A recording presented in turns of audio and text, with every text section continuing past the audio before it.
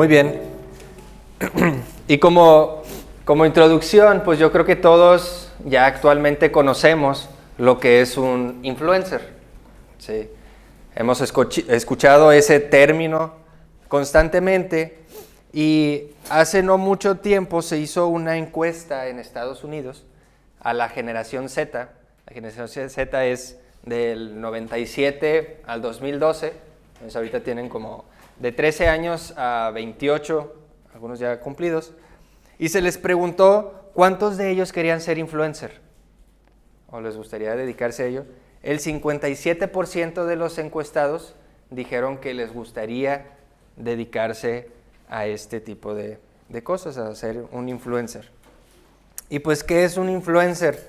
Pues básicamente es aquel que en el contexto de las redes sociales tiene cientos o incluso millones de seguidores y por lo tanto cualquier cosa que haga o no haga la verán muchas personas y por eso es que tiene un poder de influencia para que otros compren o cambien sus ideas o ideales o estilos de vida. Entonces, la palabra influencer pues viene de la palabra influencia o influenciar, que es lo mismo que es algo que tenga efecto sobre otra cosa.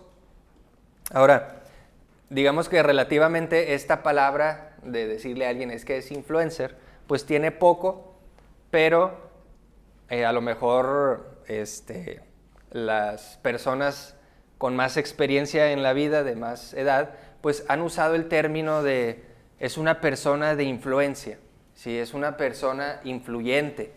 Y eso pues puede ser porque esa persona tenía cierto estatus social, económico, y al momento en que si reunía cierta cantidad de personas, pues tenía ese poder o esa influencia de cambiar alguna decisión. O si conocemos a alguien de que no, es que trabaja en el gobierno y tiene influencia ahí para hacer movimientos, pues tiene cierto poder o cierto estatus. Entonces, ese es un caso. Hay otros casos durante la historia que hay personas que tienen una vida ejemplar y por cómo han vivido, pues han influido en la vida de muchas personas.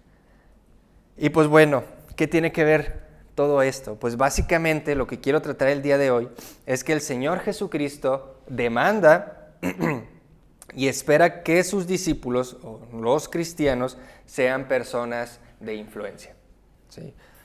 No es una sugerencia, no es un discurso inspirador que da el Señor Jesucristo en el Sermón del Monte, es una demanda y demanda que seamos personas de influencia. Ahora, puede que no seamos una persona de influencia tan glamurosa como un influencer que pues tienen muchas cosas tal vez bonitas o ser una persona atractiva. Y pues, ¿qué podemos esperar si el mismo Señor Jesucristo pues se humilló, vino aquí a la tierra, padeció más que a lo mejor que algunos de nosotros y más que nada murió en una cruz? Entonces, si eso le pasó a él antes de ser exaltado, pues ¿qué nos espera a nosotros, no? Y pues bueno, vayamos a Mateo 5, versículos 13 y 16. Y a lo mejor antes, para entender un poquito más qué es de influencia, imaginen un vaso con agua. Llenamos el vaso con agua y ponemos hielo sobre ese vaso y lo ponemos en una mesa de madera. Supongamos pasan 5 o 10 minutos y el agua ha tenido un efecto por el hielo, ¿sí? Ya el agua ya no tiene la temperatura ambiente tal vez que tenía, ahora está un poco más fría. Y pasa tal vez otros 10, 15 minutos y el vaso ahora está sudando, ¿sí? Ya no está seco, empieza a sudar por fuera. Es ahí un término químico que pasa, una reacción por la temperatura. Y pasado tal vez un poquito más de tiempo, si uno levanta el vaso de la mesa, hay una mancha en la mesa por el cambio de temperatura. Entonces, eso es influencia. Y es influenciar. El hielo influenció en la temperatura del agua, influenció en el estado tal vez seco del vaso, ahora ya está húmedo, y provocó una mancha en la mesa. Entonces, básicamente eso es influenciar. Ahora, Jesús aquí está hablando con sus discípulos o a los ciudadanos del reino que están bajo su autoridad, y va a utilizar dos ejemplos muy cotidianos sobre cómo es que nosotros influimos en el mundo. Entonces, dice, voy a dar lectura, si ya están ahí, Mateo 5:13 dice: vosotros sois la sal de la tierra, pero si la sal se desvaneciere, ¿con qué será salada? No sirve más para nada, sino para ser echada fuera y hollada por los hombres. Vosotros sois la luz del mundo. Una ciudad asentada sobre un monte no se puede esconder, ni se enciende una luz y se pone debajo de un almud, sino sobre el candelero, y alumbra a todos los que están en casa. Así alumbre vuestra luz delante de los hombres, para que vean vuestras buenas obras y glorifiquen a vuestro Padre que está en los cielos. Ahora, como les decía, esta es una enseñanza sumamente conocida. No espero yo como traer enseñanzas nuevas, más que nada mi intención es recordar, ¿sí? Recordar algo. ¿Qué hay que recordar? Pues cuál es nuestra identidad. Y por causa de nuestra identidad, cuál es nuestra función en este mundo, cuál es el método que utilizamos para eso y cuál es nuestro propósito, que al final es influenciar en el mundo, ¿sí? Entonces, vamos a estar viendo en esta tarde la identidad, la función, el método y el propósito de nosotros. Voy a pasar tal vez un poquito más de tiempo en los primeros dos, pero no esperen que vaya a haber como que punto 1, punto 2, van a estar como entremezclados, pero van a estar entendibles. La primera imagen que Jesús trae sobre los discípulos es ser sal de la tierra. ¿Y qué es lo primero que nosotros pensamos sobre la sal? Pues tal vez que sirve para sazonar, ¿sí? Nos imaginamos un salero de mesa y pues probamos comida y ¿sabes qué? Le faltó poquita sal y le echas sal. O cuando las mamás están cocinando, pues le echan sal al guiso. La sal tiene esas funciones, también tiene funciones como para resaltar sabores.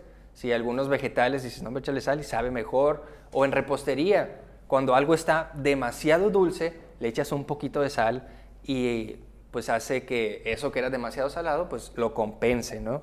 Entonces, tal vez es lo primero que se nos viene a la mente con respecto a la sal. Y pudiéramos decir en automático, bueno, pues el Señor me tiene en el mundo para darle sazón, ¿sí? Para que sepa mejor el mundo. Pues puede ser, ¿sí? Si nos ponemos a pensar, puede ser una función, pero no es la mejor, ¿sí? No es la mejor función. Realmente, en la antigüedad y más que nada en estos tiempos, la sal tenía todavía muchos más usos que en la actualidad. Si nos ponemos a recordar, y pues hay aquí un maestro de la cocina, las artes culinarias no tienen mucho que se inventaron, ¿sí? Las personas en este tiempo estaban acostumbrados a comer insípido o desabrido, ¿sí? No tenían esa connotación de la sal como la tenemos nosotros hoy en día. Lo que sí es que lo que ellos utilizaban, o para lo que ellos utilizaban la sal, era para hacer un conservante, ¿sí? La sal la utilizaban como un conservador.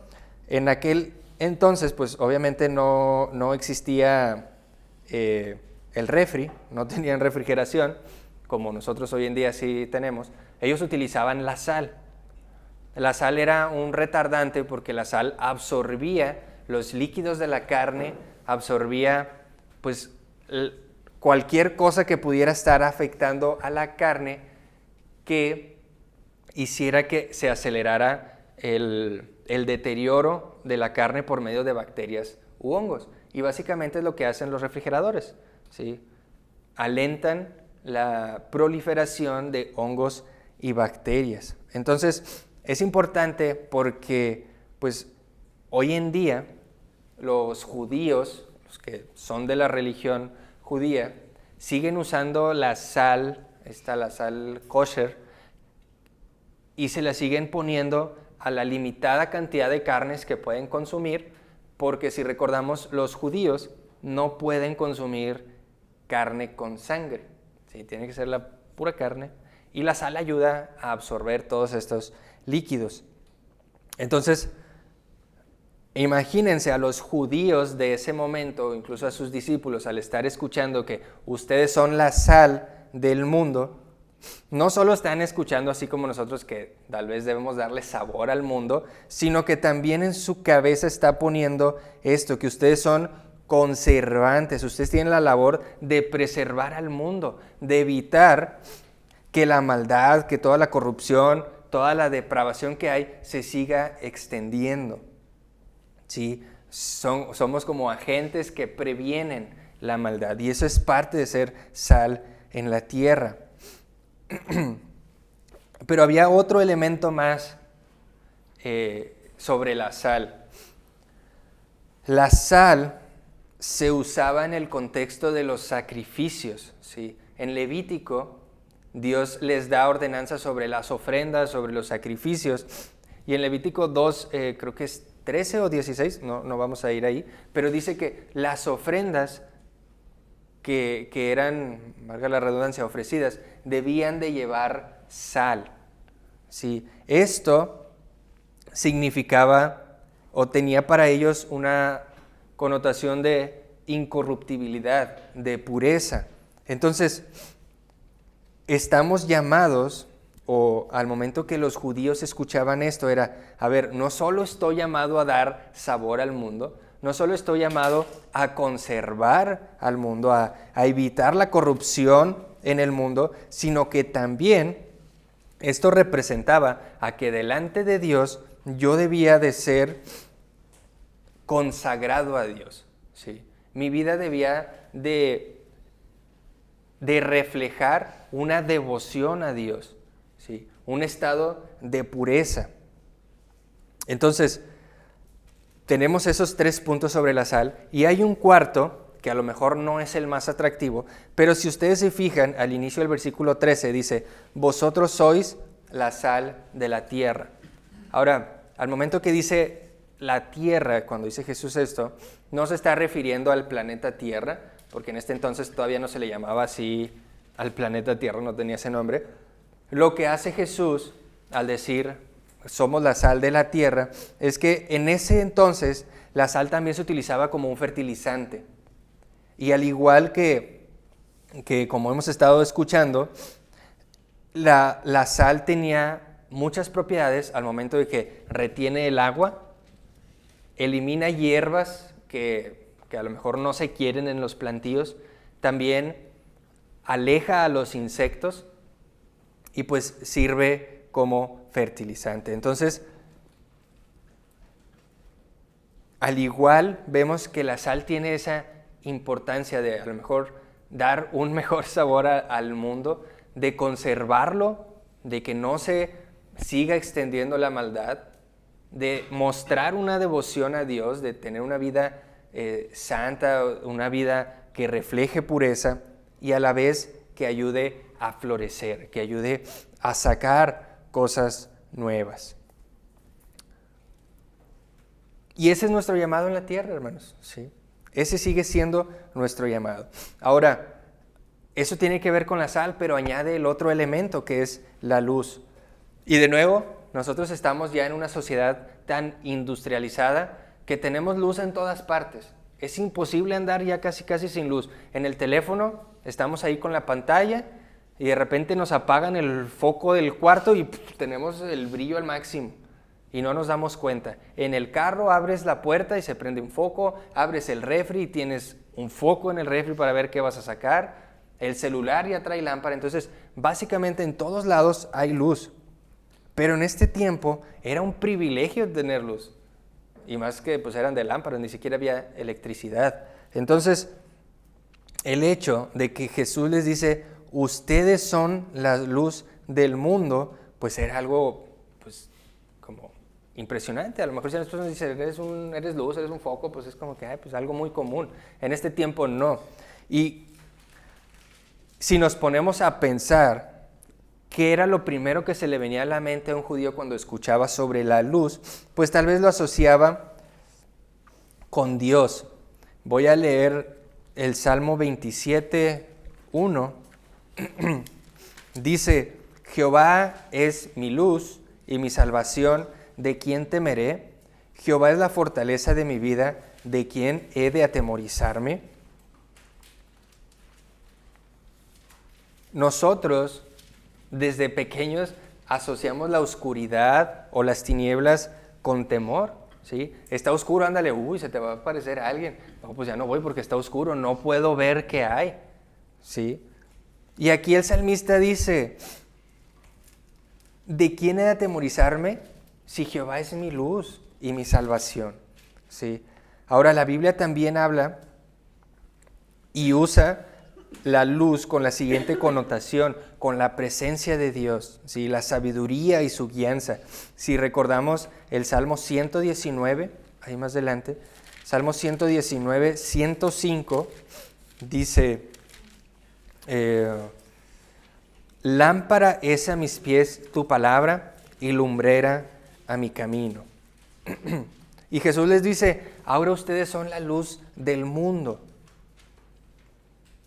Y no solo eso, sino que Jesús se llama a sí mismo: yo soy la luz del mundo. Ahí más adelante en Juan 8, versículo 12.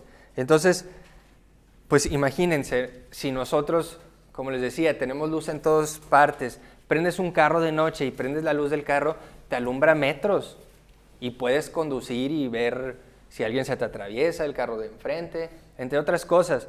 Pues en esos tiempos las lámparas más potentes y mucho te alumbraban 1 metro, o sea, simplemente para dar el paso que vas dando. Y así dice: lámpara es a mis pies tu palabra. Entonces, los judíos asociaban la luz con esto, con vida, con esperanza. En todo el Antiguo Testamento, la luz está conectado y en esencial o en especial Isaías utiliza este término de la luz con la llegada del Mesías, ¿sí? Si regresamos a Mateo, pero ahora vamos a Mateo 4, un capítulo antes. En Mateo 4 se habla sobre la llegada del Mesías. Aquí Cristo inicia su ministerio. Y dice el versículo 16, aquí este pasaje es un pasaje de Isaías, y el versículo 16 dice: el pueblo asentado en tinieblas vio gran luz, y a los asentados en región de sombra de muerte, luz les resplandeció. Y si se fijan, luz, esa luz viene con mayúscula. ¿Sí? Luz le resplandeció. Entonces, aquí, desde un inicio, Isaías está hablando sobre la llegada del Mesías, ¿sí? De ese prometido. Y aquí es como si se estuviera ya cumpliendo. Bueno, aquí ya se está cumpliendo esa profecía, ¿sí? Y llega Jesús. Entonces, esta luz, si le ponemos así en mayúsculas, la luz del mundo, les está diciendo a estos hombres ordinarios: ustedes ahora son la luz del mundo. Entonces, eso nos corresponde a nosotros también. Nosotros somos sal de la tierra y luz en el mundo. Entonces, fíjense cómo Jesús utiliza estas imágenes muy regulares y les dice: ustedes son sal y son luz. Y tal vez son cosas muy simples, pero tienen una complejidad en el mundo, ¿sí? No son cualquier tarea. Entonces, ¿qué efecto debía tener? Pues ahora los discípulos debían interactuar con el mundo, ¿sí? Debían salir y deberían sazonar al mundo, debían conservarlo y preservarlo, de ser un elemento anticorrupción, de ser un símbolo de dedicación a Dios, de ayudar a florecer y hacer que las cosas prosperen. Y además de eso, de ser una imagen de sabiduría, de vida, de revelación y de esperanza. Y ese, hermanos, es nuestro llamado. Eso es a lo que nos llama Cristo. Ahora, no queda ahí la cosa. Fíjense que Cristo hace una advertencia seria para aquellos que no toman en serio su función. ¿Qué dice la primera parte del primer versículo sobre la sal cuando ya no sala, cuando ya se desvanece? Dice, no sirve más para nada. Sirve para ser desechada o echada fuera y hollada por los hombres. Ahora, un paréntesis, cabe aclarar. Yo no estoy diciendo, ni el pasaje habla, sobre que una persona pierde la salvación si no hace su labor como sal o si de repente deja de ser luz del mundo. No está hablando aquí que sirvió como sal y luego de repente no, y pues ya deja de ser salvo. Si conectamos esta parte que dice de la sal, que ya no sirve, con la parte de la luz, lo que está diciendo Jesús, dice que la luz no se enciende y se pone debajo de un almud, como de un cajón. Lo que está diciendo Cristo es que es algo ilógico prender un foco y ponerlo donde no alumbre. ¿Sí? Es algo ilógico que si yo entro a un cuarto y está oscuro y prendo la lámpara de mi celular, la guarde al bolsillo otra vez.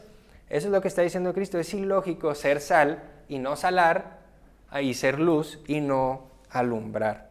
Entonces, no se pierde la salvación. Entonces, si nosotros no salimos al mundo y no tenemos relación en el mundo para intencionalmente ser sal y luz, pues básicamente lo que está diciendo Jesús es que no servimos de nada.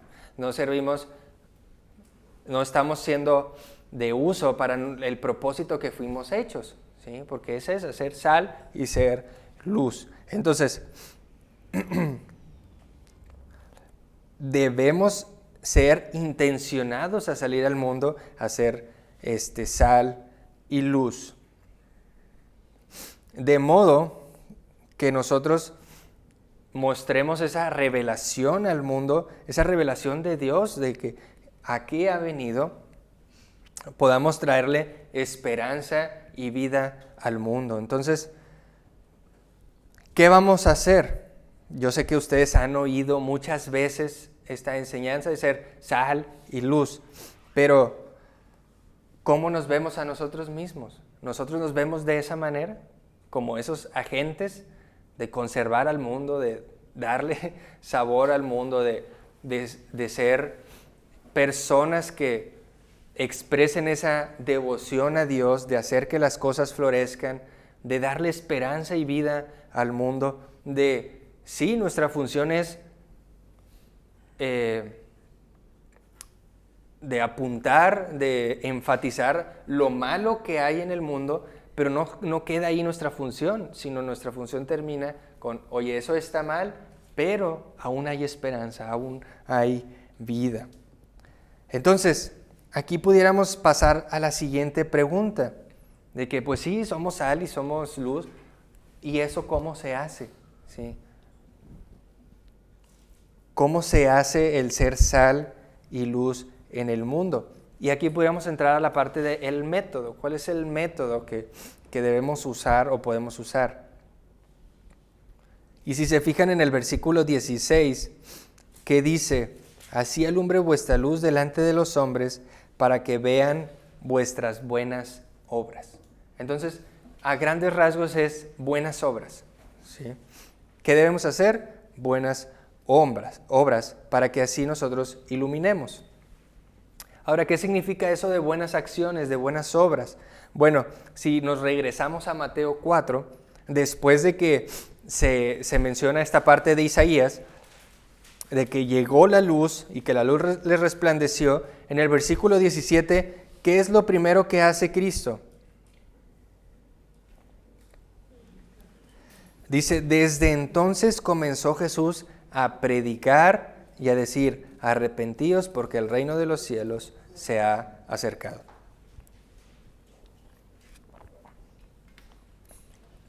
Estamos hablando de esa luz verdadera, Y si la conectamos con eso de que nosotros debemos ser luz, y esa luz es nuestro ejemplo, ¿qué es lo primero que hace? Predicar. Sí, y vean el mensaje de su predicación: arrepentíos, porque el reino de los cielos se ha acercado. Entonces, si conectamos esto con lo que está haciendo Cristo, con lo que nosotros somos, sal y luz, pues nosotros, si somos sal, debemos tener contacto con algo que está muerto para funcionar, ¿sí? La sal que usaban los judíos, pues era en carne que ya no estaba viva. Nosotros, obviamente, al decir con algo muerto es figurativo, porque están muertos por el pecado. No voy a ir ahí con un cuerpo muerto a salarlo. No, con los muertos en pecado. Si yo me junto con esas personas, pues yo tengo la oportunidad de compartirles, de predicarles el evangelio. Y eso, como vimos que era la función de la sal, pues era detener la corrupción, detiene la degeneración. Y cuando nos llaman luz es porque lo otro está en tinieblas, está perdido. Y nosotros, como agentes de luz, pues nuestra función es alumbrarles, darles esa esperanza y esa vida. Entonces, es por eso que el primer paso de esas buenas obras que debemos hacer es predicar claramente el arrepentimiento por fe y justicia en Cristo. Esto es lo primero, ¿sí? Este es el primer ejemplo que encontramos de Cristo. Sin embargo, no es lo único. Si vemos en el versículo 23 del mismo capítulo 4, ¿qué hace Cristo? Bueno, vemos que dice: y recorrió Jesús toda Galilea, enseñando en las sinagogas de ellos y predicando el evangelio del reino y sanando toda enfermedad y toda dolencia en el pueblo. ¿Sí? Habían obras de bendición. Ahora, Pedro, que era un discípulo de Jesús, usa esta enseñanza de este pasaje, pero tal vez de una forma un poquito más diferente, y nosotros podemos sacar una serie de enseñanzas y de aplicaciones para nosotros. Si vamos a primera de Pedro, capítulo 2, versículos 11 y 12. Ahora, fíjense que anteriormente Pedro les está diciendo que nosotros no somos de este mundo, ¿sí? Pedro les está diciendo: ustedes son de los raros aquí en el mundo. Ustedes, pues, no se les va a encontrar como alguien común aquí. Entonces, versículo 11 dice: amados, yo os ruego como a extranjeros y peregrinos que os abstengáis de los deseos carnales que batallan contra el alma. Versículo 12, manteniendo buena vuestra manera de vivir entre los gentiles, para que en lo que murmuran de vosotros como de malhechores, glorifiquen a Dios en el día de la visitación, al considerar vuestras buenas obras. Entonces, Pedro dice: probablemente por no ser ustedes de aquí, por ser extranjeros, las personas van a hablar mal de ustedes, ¿sí? Los van a señalar, los van a apuntar. Pero les dice que su conducta sea irreprochable, ¿sí? Para que cuando ellos calumnien, cuando ellos hablen mal de ustedes, no van a tener de dónde agarrarse, por así decirlo.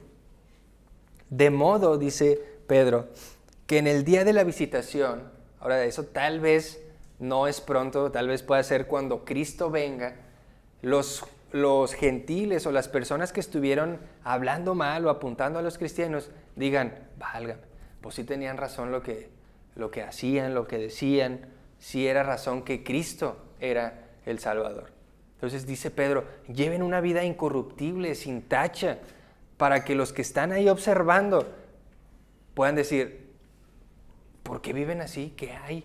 ¿Qué hay en sus vidas? Algo hay ahí que hay diferente. Y luego Pedro continúa y comienza a hablar de cómo se ve esto. ¿Cómo es una conducta irreprochable?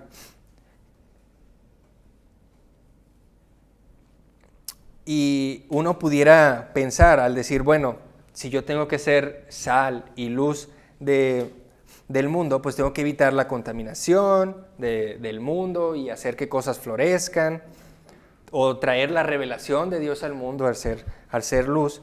Entonces me voy a tener que dedicar a ser un misionero o ser pastor, porque de otra manera pues me es más difícil. Pero no necesariamente. Es bueno ser pastor o es bueno ser misionero, pero no necesariamente tenemos que tener estos cargos o dedicarnos a estas funciones para poder lograr ser sal o luz de una manera adecuada o de una manera efectiva. Lo que dice Pedro es que viviendo el día a día. Y vean cómo dice Pedro en el versículo 13. Dice, por causa del Señor, someteos a toda institución humana, ya sea al rey como a superior. Y les dice, ¿quieren tener una conducta irreprochable?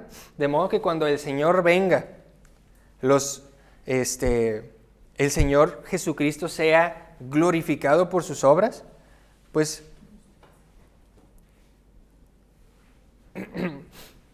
hagan esto. Dice, que se sometan al rey como a superior, dice, y a los gobernadores, como por él enviados para castigo de los malhechores y alabanza de los que hacen el bien.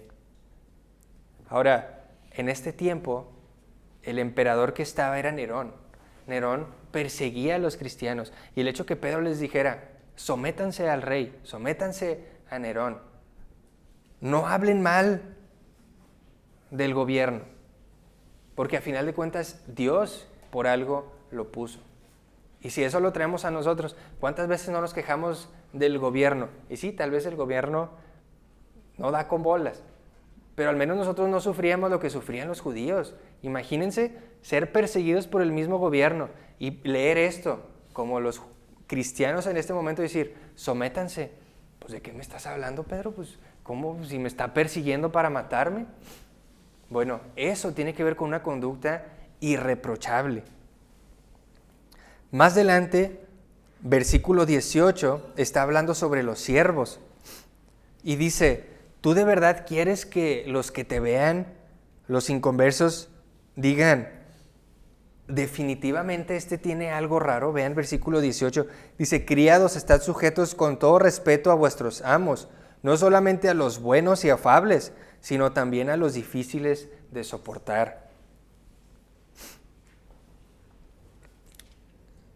Todos los días que vayamos al trabajo, vayamos como si nos encantara. Yo sé que nos encanta nuestro trabajo, pero exprésenlo.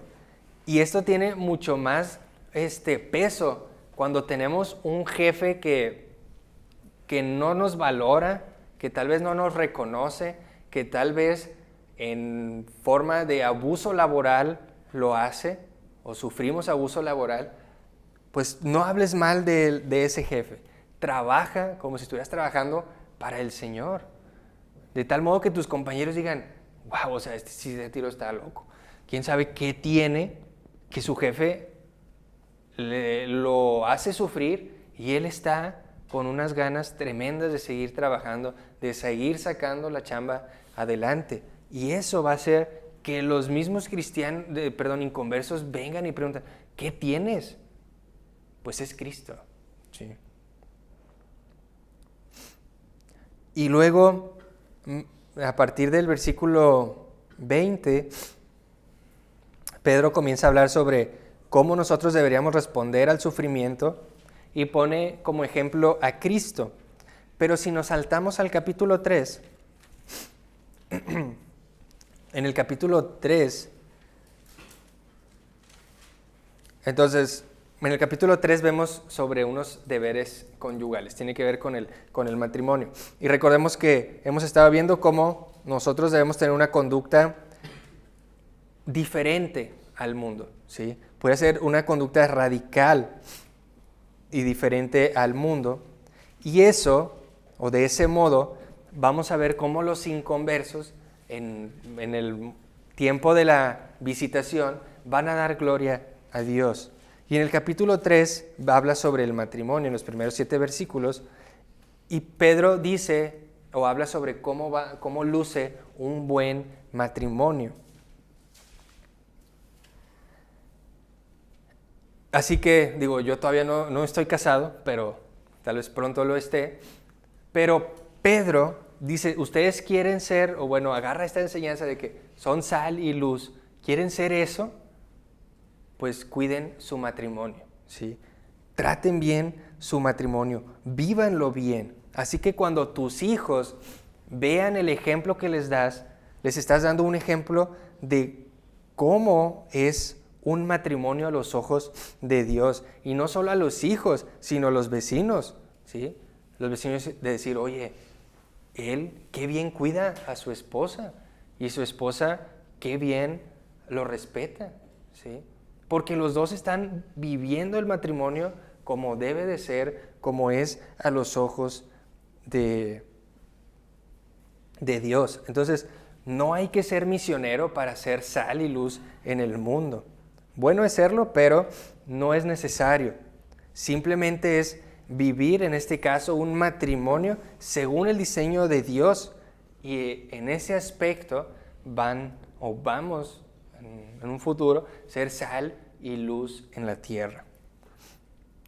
En el versículo 8 y 9 del mismo capítulo 3, Pedro concluye con lo siguiente. Dice, finalmente sed todos de un mismo sentir, compasivos, amándonos fraternalmente, misericordiosos, amigables, no devolviendo mal por mal, ni maldición por maldición, sino por el contrario, bendiciendo, sabiendo que fuisteis llamados para que heredaseis bendición.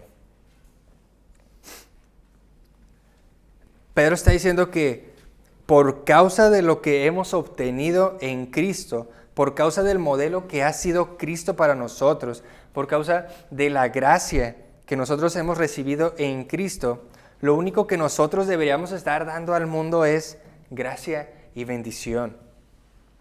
Esa gracia que hemos recibido, esas bendiciones de Dios, deben transformar nuestra vida. Y no solamente nuestro mensaje, ¿sí? Lo que compartimos, sino en el día a día, en lo ordinario, en nuestras actividades, de modo que nosotros reflejemos esa luz de tener o de ser esa sal en el mundo. Ahora, no hay que vivir una vida de sacrificios y estar ahí, que es que si no llevo una vida sacrificial, no voy a reflejar esa luz o ser esa sal en el mundo, no. Es vivir una vida delante de Dios como Dios nos mandó a vivir. Si vamos otra vez a Mateo 5,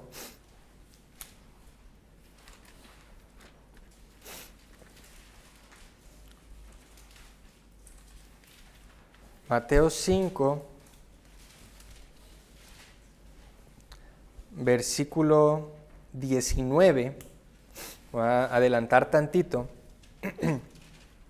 en la última parte dice, de manera que cualquiera que quebrante uno de estos mandamientos muy pequeños y así enseña a los hombres, muy pequeño será llamado en el reino de los cielos, mas cualquiera que los haga y los enseñe, este será llamado grande en el reino de los cielos. Aquí está Jesús hablando sobre la importancia de tomar su palabra, ¿sí? Ahora, si yo tomo su palabra y la enseño, pues esto va a tener una retribución. Ahora, ¿esto qué tiene que ver? El ser sal y luz, pues también tiene que ver con la enseñanza. Hay más ejemplos y recuerden cuando Cristo dice que si tú vas a ofrecer un sacrificio, pero cuando vas en el camino te acuerdas que tenías un conflicto con alguien, dice, deja tu ofrenda ahí, arréglate con esa persona y luego vienes y ofreces ese sacrificio. Un ejemplo de esto que puede ser, yo no sé si les ha pasado, pero estás en tu casa el domingo antes de alistarte o de venirte a la iglesia y pues se te hace tarde y luego llega la mamá o el papá y te regaña y se va enojada porque ya se le hizo tarde por tu culpa. Y viene ahí con el coraje y luego viene a la iglesia y viene a cantar y a alabar y es como que dice, espérate, ese coraje hay que sacarlo y, hijo, perdón, eso en parte es ser sal y luz, ¿sí? Porque ¿cómo vas a estar con un coraje en la iglesia de esa manera? Y a lo mejor es un ejemplo muy sencillo, pero puede funcionar con cualquiera de los hermanos, ¿sí? Al momento de saludar a los hermanos, pues sí, es bien fácil llevarte y saludar con los que más te llevas. No estoy diciendo que haya enemigos aquí en la iglesia, pero hay a lo mejor un hermano con el que menos he convivido. Y decir, oye, ¿cómo te va? O saludarte a todos los hermanos.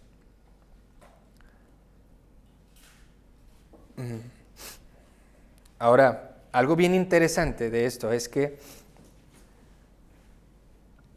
todas estas acciones que hemos visto, el predicar, el hacer buenas obras, pues las hace uno para hacer luz, pero el propósito no es brillar uno mismo, ¿sí? Fíjense que Cristo no dice, así alumbre vuestra luz para que ustedes brillen y para que se hagan notar. No.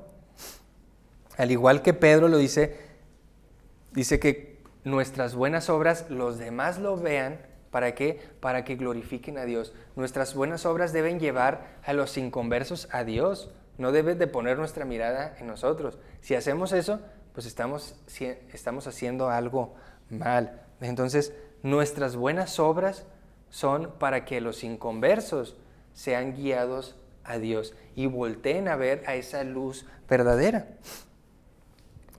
Jesús dice, ustedes oyeron que no paguen mal por mal, ¿sí?, a un enemigo. Pues Jesús dice, yo les digo que no solamente pues no le paguen mal con mal, sino que amen a su enemigo, que oren por él y que pidan bendición por él, ¿sí? Cristo lo lleva al extremo, ¿sí? O sea, algo que para nosotros pudiera ser injusto, y más en una sociedad actual, como les decía, que se habla mucho sobre el abuso, sobre mis derechos, ¿sí? Es que estás faltando mis derechos, no los estás haciendo valer, no los respetas, ¿sí? Y ya uno ya no puede hacer nada porque ya es abuso, ¿sí? Lo ve uno feo, ya me abusó visualmente. Entonces, Jesús dice, ¿estás dispuesto a seguir sufriendo por causa de otro? Casi, casi. Vemos que si te pega una mejilla, tú pon la otra. Nuestra reacción es, pues, ojo por ojo. Pero Jesús dice, no, dale la otra mejilla. Sí. Así que, para terminar, yo quisiera animarles a una cosa, a que sean sal en la tierra, que sean luz, ¿sí? A que brillen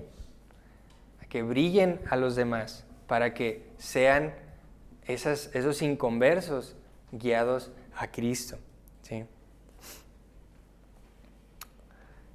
Y pudiera ser muy, muy chistoso, pero cuando salgan de aquí en la iglesia es un poquito más sencillo, pero decir, yo soy sal y soy luz de la tierra.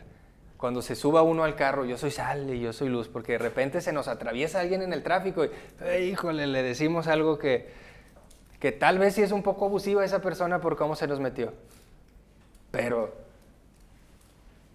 Dios te bendiga, más bien hay que decirle. Tal vez trae más prisa que yo, dicen ahí unos que a lo mejor yo no traigo tanta y él sí, y por eso anda manejando tan imprudente. Al despertarme, yo soy sal y yo soy luz en el mundo. Voy al trabajo, yo soy sal y soy luz en el mundo. Y ese es nuestro propósito, hermanos. Ser sal y ser luz. Y vivir de tal modo que la gente vea nuestras buenas obras. Pero buenas obras en Cristo. Para que las personas que nos vean digan, eso que está haciendo esa persona no es humano. O sea, debe haber un agente externo. y que eso los guíe al Señor Jesucristo. Entonces, que el Señor nos siga ayudando a seguir viviendo una vida para Él. Vamos a orar. Señor Dios, te damos gracias por tu palabra, gracias por el mensaje que hemos recibido. Ayúdanos a vivir una vida así, Señor, una vida como nos demandas. Ayúdanos a hacer sal, a hacer luz en este mundo tan perdido, Señor. Ayúdanos a seguir trayendo almas para ti, Señor, a seguir esparciendo el Evangelio, esa buena dádiva, ese mensaje de vida y esperanza, Señor.